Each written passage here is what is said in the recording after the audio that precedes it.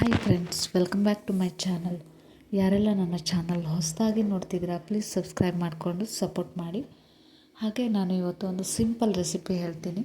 ಚಿಕ್ಕ ಮಕ್ಕಳಿರೋ ಕಡೆ ಮನೇಲೆಲ್ಲ ಹೆಲ್ದಿಯಾಗಿ ನಾವು ಇದೊಂದು ರೆಸಿಪಿನ ಮಾಡ್ಕೋಬೋದು. ಸೇವ್ ಅಂತ ಹೇಳ್ತಾರೆ, ಹಾಗೆ ಖಾರ. ಇದನ್ನು ಮನೇಲಿ ನಾವು ಒಂದು ಬೇಗನೆ ಹೆಲ್ದಿಯಾಗಿ ಮಾಡ್ಕೋಬೋದು. ಇದಕ್ಕೆ ಏನೇನು ಬೇಕು ಅಂದರೆ, ನಾನು ಮೊದಲಿಗೆ 1-2 ಆಲೂಗಡ್ಡೆನ ತೊಗೊಂಡು ಬೇಯಿಸ್ಕೊತಾ ಇದ್ದೀನಿ.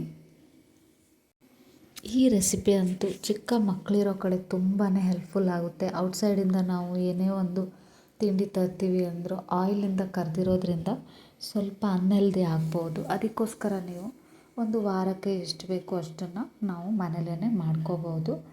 ಆಲೂಗಡ್ಡೆಗೆ ನಾನು 3 ವಿಷಲ್ನ ಹೊಡೆಸ್ತಾ ಇದ್ದೀನಿ. ಅದಾದಮೇಲೆ 1 ಕಪ್ ಕಡಲೆ ಹಿಟ್ಟು ತೊಗೊಂಡಿದ್ದೀನಿ.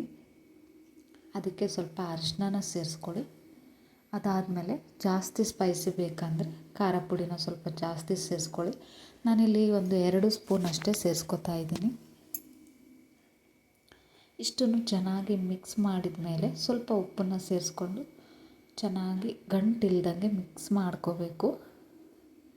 ಅದಾದಮೇಲೆ ನಾವು ಬೇಯಿಸಿಟ್ಟಿರ್ಕೊಂಡಂತಹ ಆಲೂಗಡ್ಡೆನ ಸಿಪ್ಪೆನ ತೆಗೆದುಬಿಟ್ಟು ಅದನ್ನು ಗ್ರೈಂಡ್ ಮಾಡ್ಕೋಬೇಕಾಗುತ್ತೆ.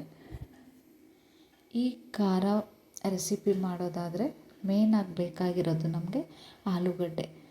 ಇದು ನೀವು ಪಾನಿಪುರಿ ಸೇವ್ ಥರನೂ ಯೂಸ್ ಮಾಡ್ಕೋಬೋದು, ಹಾಗೆಯೇ ಸ್ನ್ಯಾಕ್ಸ್ ಥರನೂ ಕೂಡ ತಿನ್ಕೋಬೋದು. ಅಷ್ಟು ಚೆನ್ನಾಗಿರುತ್ತೆ ಈ ಸೇವ್. ನಾನು ಆಲೂಗಡ್ಡೆ ಸಿಪ್ಪೆನ ತೆಕ್ಕೊಂಡು ಇದನ್ನು ನುಣ್ಣಗೆ ಗ್ರೈಂಡ್ ಮಾಡ್ಕೋತಾ ಇದ್ದೀನಿ.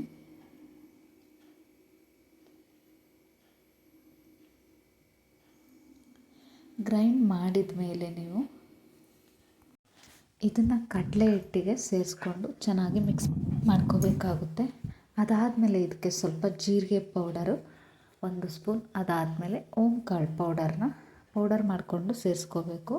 ಇಷ್ಟನ್ನು ಸೇರಿಸಿದ ಮೇಲೆ ಈ ಥರ ಒಂದು ಪ್ಲಾಸ್ಟಿಕ್ ಕವರ್ಗೆ ಅದನ್ನು ಸೇರಿಸ್ಬಿಟ್ಟು ನಾವು ಒಂದು ಬಾಟಲ್ ಒಳಗೆ ಹಾಕಿದರೆ ನಿಮಗೆ ನೀಟಾಗಿ ಸೇವನ್ನ ಆಯಿಲಲ್ಲಿ ಬಿಟ್ಕೊಳ್ಳೋಕ್ಕೆ ಸರಿ ಹೋಗುತ್ತೆ. ನೋಡಿ, ಈ ರೀತಿ ನಾನು ಕ್ಯಾಪ್ನ ಹೋಲ್ ಮಾಡಿದ್ದೀನಿ. ಅದಾದಮೇಲೆ ಕಾದಿರೋವಂಥ ಎಣ್ಣೆಗೆ ನೀವು ಈ ರೀತಿನ ಸೇವನ್ನ ಬಿಟ್ಕೋಬಹುದು. ತುಂಬಾ ಟೇಸ್ಟಿಯಾಗಿ ಬೇಗನೆ ಪ್ರಿಪೇರ್ ಆಗುವಂಥದ್ದು, ಹಾಗೆ ತುಂಬಾ ಹೆಲ್ದಿಯಾಗಿರುತ್ತೆ. ಕೆಲವೊಬ್ಬರಿಗೆ ಇದನ್ನು ತಿನ್ನೋದ್ರಿಂದ ಗ್ಯಾಸ್ಟ್ರಿಕ್ ಈ ರೀತಿ ಆಗೋ ಥರ ಇದ್ದಿದ್ರೆ ನೀವು ಅದಕ್ಕೋಸ್ಕರನೇ ಜೀರಿಗೆ ಪೌಡರ್ ಹಾಗೆ ಓಂಕಾಳನ್ನು ಸೇರಿಸ್ಕೋಬಹುದು. ಇದನ್ನು ಜಾಸ್ತಿನೂ ಮಾಡಿಟ್ಕೊಂಡು ನೀವು 1 ತಿಂಗಳ ತನಕನೂ ಸ್ಟೋರ್ ಮಾಡಿ ಇಟ್ಕೋಬಹುದು.